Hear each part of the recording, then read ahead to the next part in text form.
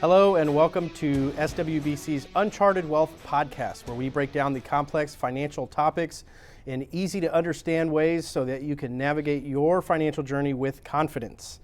I am your host, Mike Walters. I am a wealth advisor and certified financial planner here with SWBC. And boy, today's going to be a good one. Episode 7, we are talking about the retirement reality check, okay? And this is going to be our second episode with a guest. And with me today, joining us is the retirement plan guru, CEO of SWBC's Retirement Plan Services Division is Brad Ferguson. Thank you for joining us today. Yeah, good to be here. Thanks for having me. All right. So we've mentioned retirement on this show quite a bit, and but I felt it was time to bring in some expert help in really diving into this topic. We want to break it down to what it actually looks like, and for you to realize that retirement is not a date, it is a destination, okay? And if you don't know where you're headed, well, you're probably not going to end up where you want to be. So today we're going to break down a few different things about retirement. Why do you need a retirement plan? How much do you need? And then in our Uncharted section, we'll break down some retirement myths and mindset shifts so you really know what's going on. So in our first segment today, we're going to talk about what is a retirement plan. And I'd like to hand it over to you. And if you could just give our listeners what a basic summary of what is a retirement plan and what is the purpose of having them. So, retirement has changed a lot over the years, right? So it used to be you worked for one employer your whole life and then you retired from there and you got a pension, right? It said, all right, when you retire, you're going to get X amount of dollars for the rest of your life. That's really changed a lot. And, now when everybody thinks of retirement plans, I think the first one that comes to mind is 401k. That's a plan, it's an offering from your employer that lets you contribute money in order to save for retirement at a later date. Usually you can start as soon as you get into the workforce. Most employers do offer 401ks.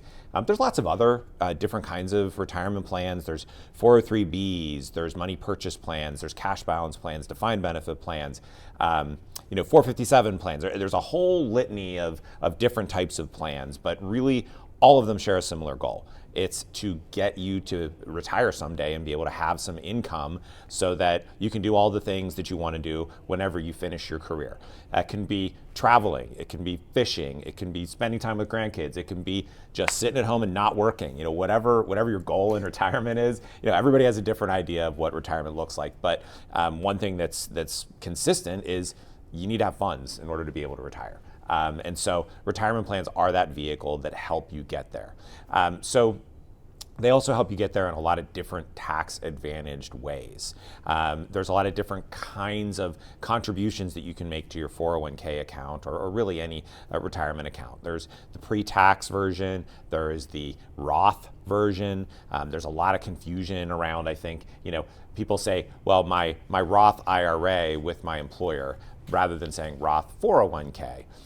So a lot of different acronyms, a lot of different avenues when you talk about the different types of contributions in order to be able to unpack. But really, which you do is going to depend a lot on your personal situation. You make $30,000 a year and you put $2,000 into your retirement account, you only made $28,000 for that year. And so you don't have to pay taxes on that $2,000. And that's a really nice way to push it.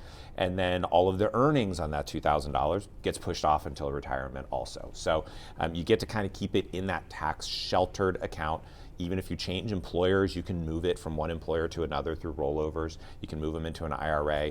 As long as you keep it in those shells, you don't have to pay taxes on it. Roth is just a little bit of a different twist on that, where when you're putting money in, you get taxed on it now, but then that money gets to grow tax exempt. And so let's use that same example. You make $30,000 a year, you put $2,000 in, but you put it in on a Roth basis. That means when you file your taxes that year, you still made $30,000. You still have to pay taxes on the full $30,000. But the $2,000 that you put into your retirement account, that money and all earnings on that money is tax-free when you get to retirement. So that sounds great. But which situation you fall into depends on a lot of things. How many years do you have to go until you're going to retire? how much money do you make?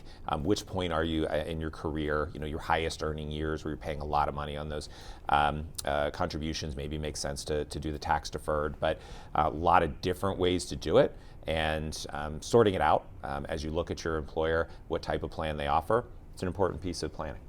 Yeah, I would agree. And to kind of piggyback what Brad said there, mostly about, why do I need a retirement plan? Well, it's so that when you stop working, you can still maintain that lifestyle that you had, while you were working. Most people tend to like to live a certain way. They like to be able to go out on the weekends. And, well, I hate to tell you this, but when you're retired, every day is a weekend.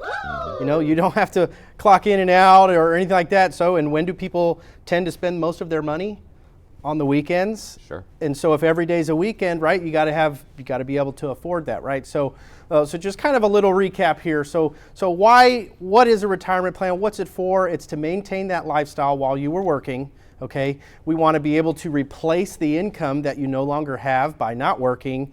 And then some other things to throw in there is we want to plan for the rising healthcare costs.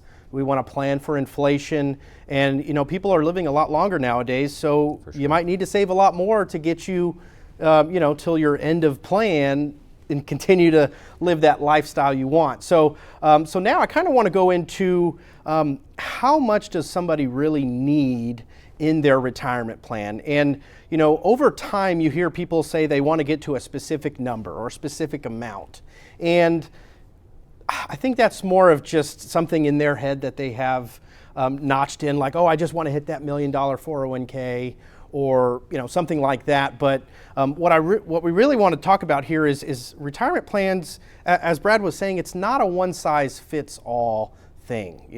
Some factors include what kind of lifestyle do you want to live in retirement? Do you want to go fishing?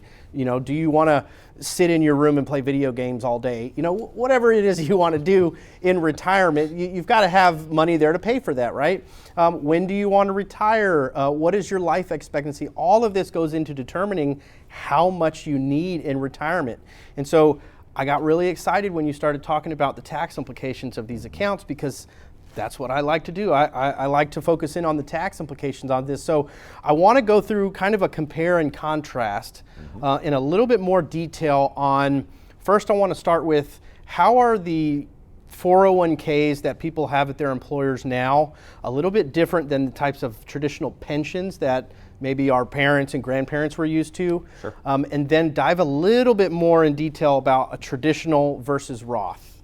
Sure. And yeah, I think I'm going to echo the first thing you said. It used to be even that people would say, I need that $1 million, which can also seem really daunting. You're just starting out your career, you're just out of college, or you're just starting into the workforce, and there's no chance I can save $1 million. So we've really seen, as we talk with people about, educating them on what is a retirement plan, what do you need for retirement, you don't need to think about the $1 million. You've got a long time in your career. From the time you enter the workforce till the time you retire, let's call it 40 years. Accumulating $1 million, or whatever the number is that you need, the best asset that you have on your side is time. Right? The first dollar you put in is the dollar that is going to be worth the most whenever you get to retirement. So I think, going back to, what does the plan look like, and looking at the different types of plans versus what maybe, our grandparents or parents might have had. It used to be the pensions, like I said earlier, where you just worked there for the entirety of your career, you retired from there, and then you got a certain percentage of your pay forever. And there are still groups out there that provide pensions, most notably military, educators, and there are a handful of private sector companies that do still offer pensions. But far and away, those style of pensions are not the norm. They're much more the exception than the norm.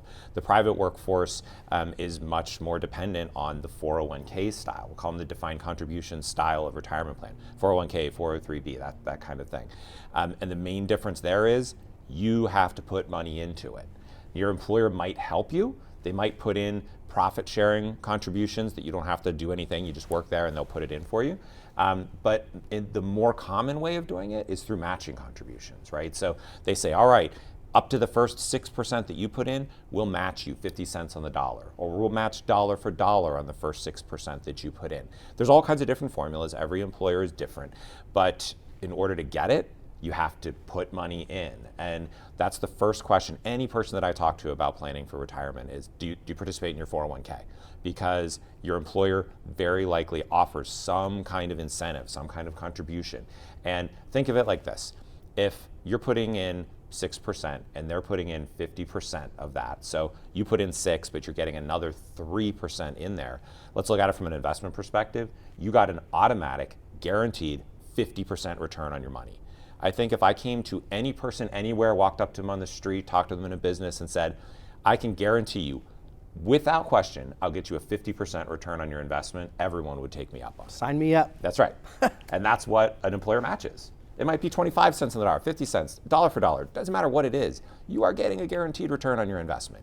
And you're looking out for yourself, saving for yourself for retirement. And so within 401ks, there's even those two different types of contributions that I talked about earlier. There is the traditional 401k, and then there's the Roth 401k. I think a lot of people get twisted up in, they hear Roth IRA. That's a real common term. It's been around for a long time. They hear Roth IRA, and they say, I'm going to put in Roth IRA to my 401k. But they're two different things, and the reason I point that out, the limits are very different. And for a Roth IRA, there's also income restrictions. If you make over a certain amount, you can't have a Roth IRA, or you can't contribute to a Roth IRA. Those same limits or those same restrictions do not count inside a 401k. So the limits on contributing into a 401k are much higher. For 2025, the base amount that you can contribute into a 401k is $23,500. Doesn't matter if it's Roth contributions, doesn't matter if it's those traditional pre-tax contributions. If you're over age 50, you can put in an additional $7,500. So that gets you to a total of $31,000. And with this new Secure 2.0, it was very timely legislation that we would be talking about it here. Just this year, now if you're between the ages of 60 and 63, you can put in an additional $11,250 over that base $23,500. So those numbers, a lot of numbers thrown out there, but it also, you look at how much money am I going to get in? How much can I afford to contribute? Don't let the limits scare you off. Anyone should be able to contribute to a 401k, even if it's real small amounts. But those are the limits. And I always, too, look at it this way. If you're looking at Roth versus traditional, if you pay taxes on the money and then you put it in, and it's $23,500, let's just say, versus you put it in at $23,500 and you have to pay taxes on it later. You can look at it and, well, already taxed money that's at $23,500 is a little bit more, technically. So that doesn't mean that's always the way to go, but a lot of things to consider for people when they go in.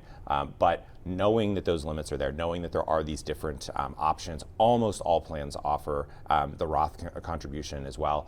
But they're out there, and a lot of different regulations that give you different ways to put money in.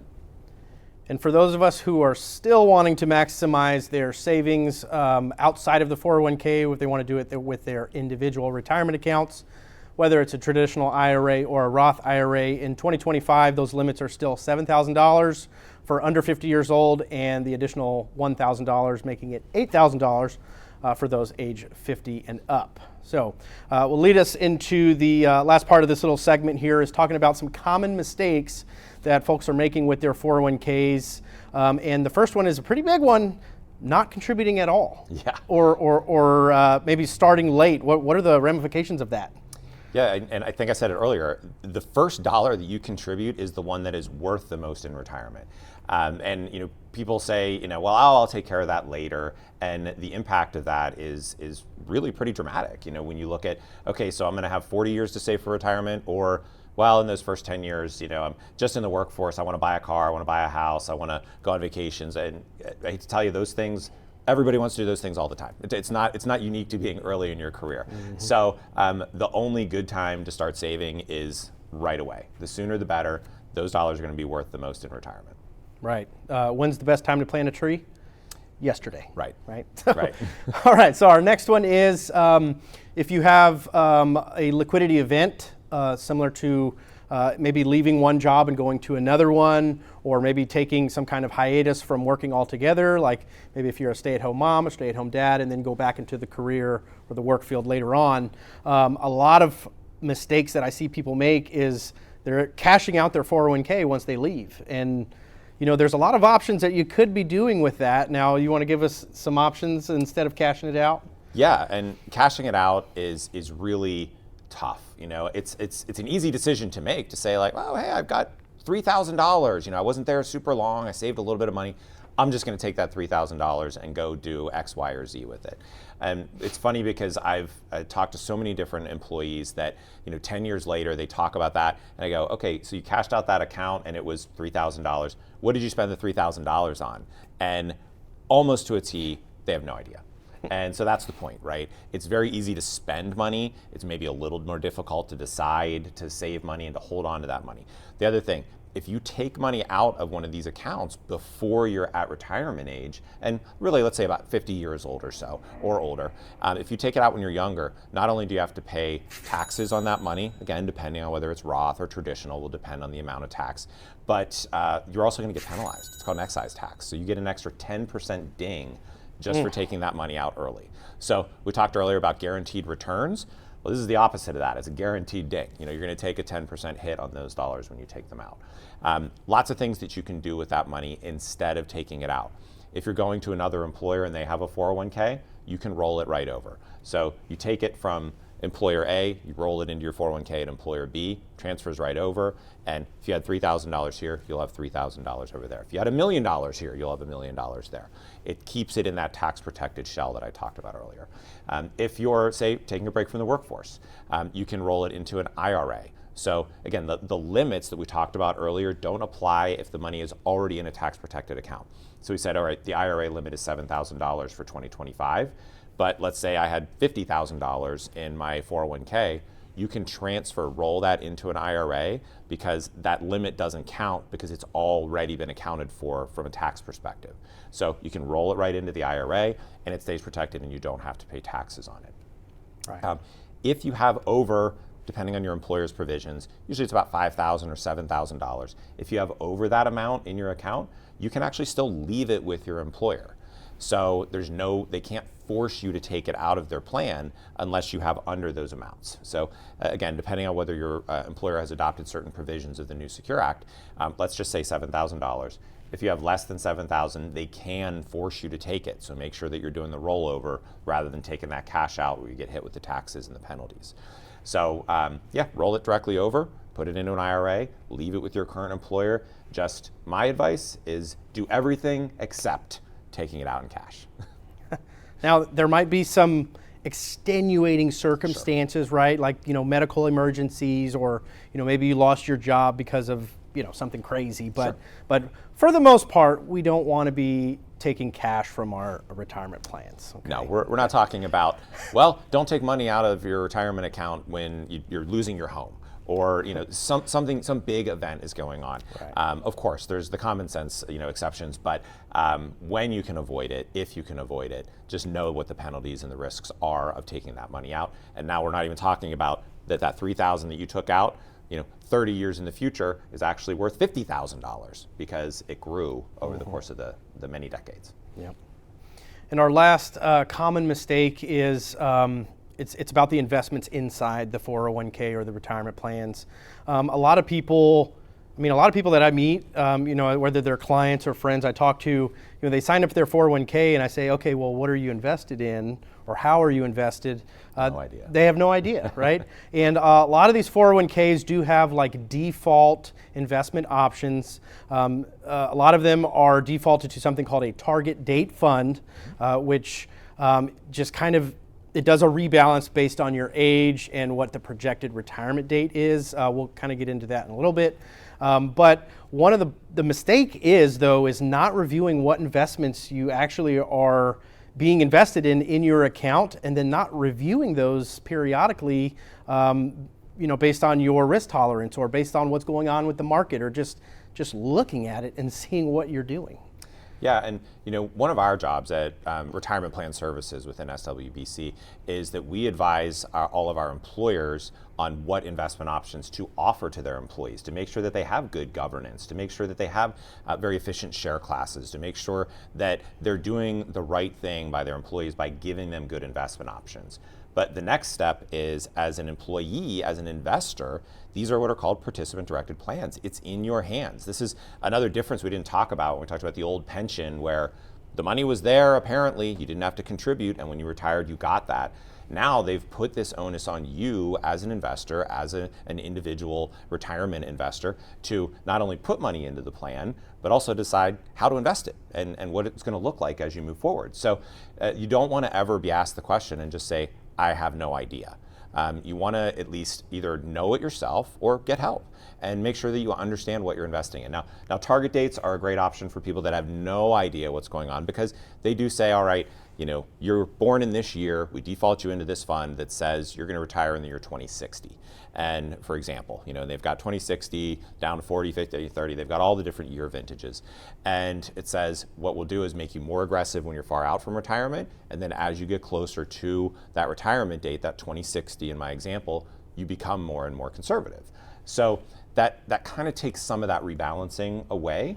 But we also want people to be actively knowing which one of those target dates are you in, and maybe target dates aren't right for you. There's lots of other investment options in every retirement plan for how to balance it out yourself a little bit to make sure that maybe you're a little more aggressive than that 2060 fund would indicate. Maybe based on your date of birth, it says you're going to retire in 2060, but you have other plans. You want to retire in 2055, you want to retire in 2065, 2070.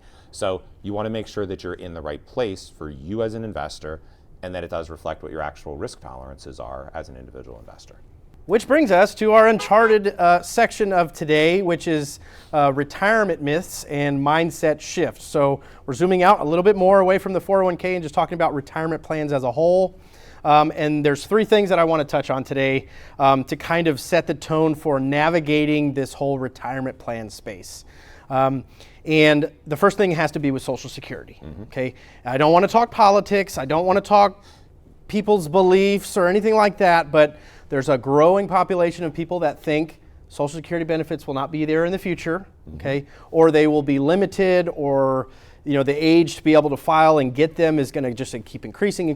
What so no matter what you think, Social Security benefits as of right now are still part of the equation, and so I want everybody just to know that this Social Security benefits was originally created as a supplement to retirement income. Okay, there's a lot of people out there that use Social Security benefits as their main source of income in retirement. So that's the first thing that I want to kind of unpack is like, people think that their Social Security benefits are going to be enough in retirement, and a lot of times it's not the case. No doubt, and I agree with you. Taking the politics, and there's a lot of different views out there about Social Security, but let's even take the most extreme, that you agree that Social Security is not going to be there at all. Well, then what is going to be there for you? What are you going to have in order to be able to retire? But even in its current form, for I have parents that are retired, and they gather Social Security, and it's not anywhere near enough that they would be able to maintain the standard of living that they've enjoyed throughout their careers. And so I think you need to look at that. It's very easy to go onto the Social Security website and even do little projections and kind of see what could you expect to get, and understand a little that it is a supplement. It is meant to be a part of your retirement plan, but it is not your retirement plan. Not the core, yep.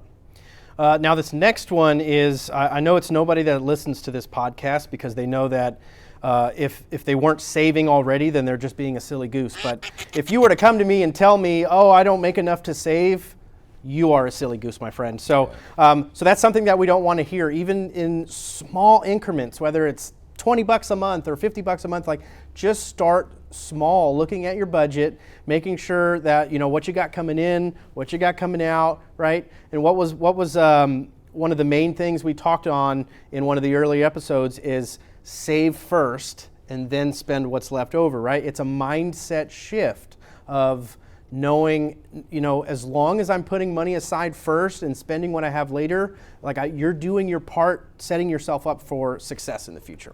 I agree, and I flip that exact saying the other way and say, you don't make enough not to save. That's a good way. Because, Yeah. if you want to have income in retirement, it's got to come from somewhere. Right, yeah. Yeah, we've, I don't know how many times I'm going to pound these silly geese on the head. Wait, is it geese or gooses? You can let me know in the comments what you think is the right way. Don't listen to him.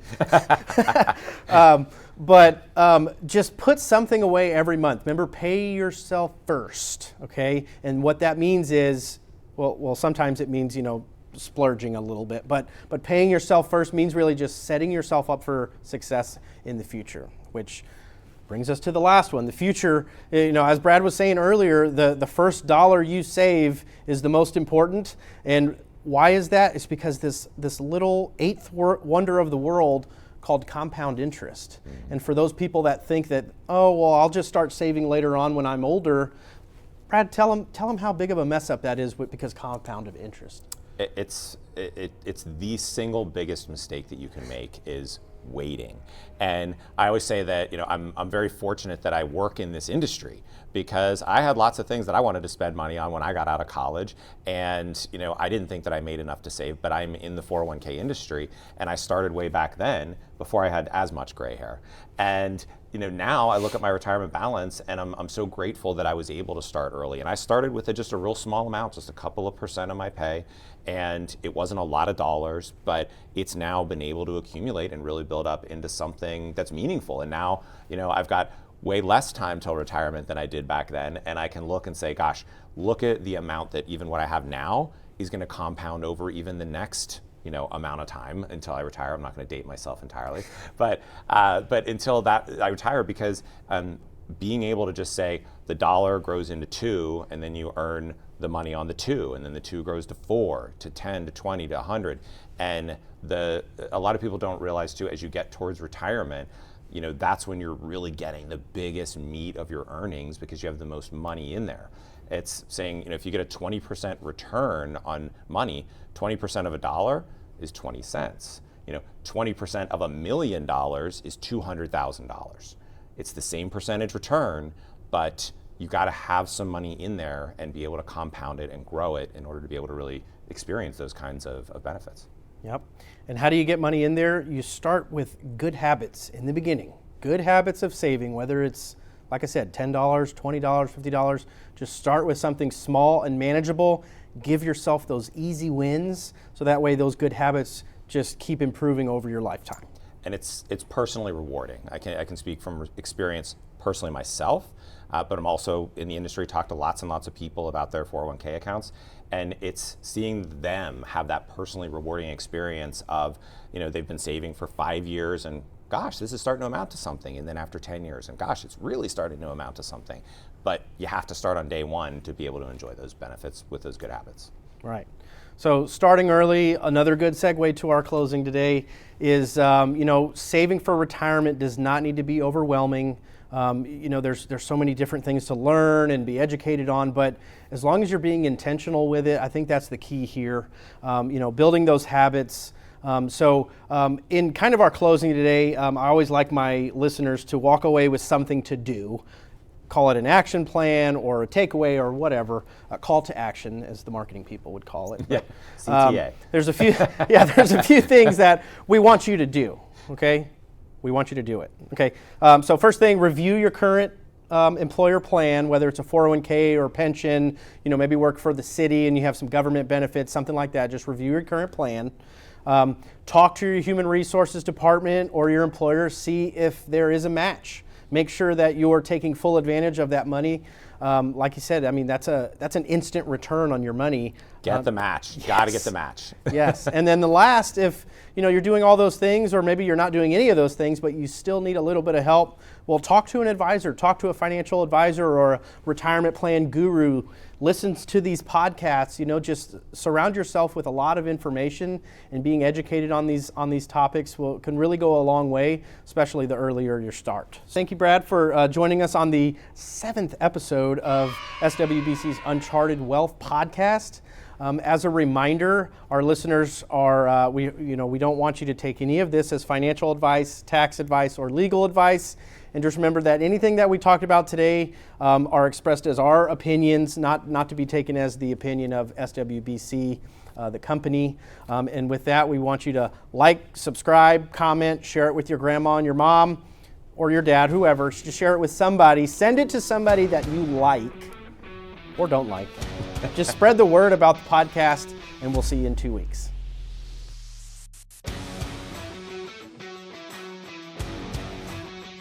Investing involves certain risks, including possible loss of principal. You should understand and carefully consider a strategy's objectives, risks, fees, and expenses, and other information before investing. The views expressed in this commentary are subject to change and are not intended to be a recommendation or investment advice. Such views do not take into account the individual financial circumstances or objectives of any other investor that receives them. This information should not be considered a solicitation nor a recommendation of an offer to provide any service in any jurisdiction where it would be unlawful to do so under the laws of that jurisdiction. Past performance is no guarantee of future results.